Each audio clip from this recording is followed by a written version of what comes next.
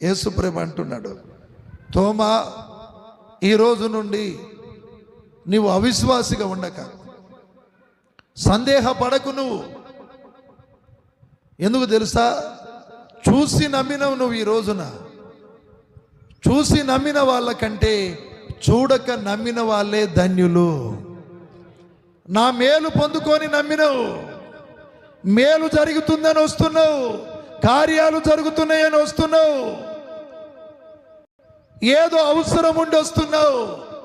కానీ ఏ అవసరం లేకున్నా నా దేవుడు నా దేవుడే, నా ప్రభువు నా ప్రభువే, నా విశ్వాస జీవితములో నేను ఆయన ఆజ్ఞను పాటించాల్సిందే, ఆయన చిత్తము జరిగించాల్సిందే అని ఆయన ఆజ్ఞకు లోబడి, ఆయనకు భయపడి, ఆయన వాక్య ప్రకారము నువ్వు మందిరానికి వస్తే నువ్వు అడగక ముందే నీ అక్కరలన్నీ తీరుస్తాడు, నీ పట్ల కార్యములు జరిపిస్తాడు.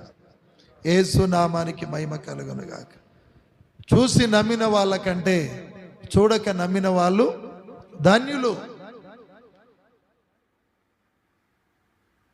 నువ్వు చూసి నమ్మినవు అంటే, చూసి నమ్మేది ఎవరు చెప్పు? కార్యము జరిగినాక నమ్మే వాళ్ళు ఎవరు చెప్పు?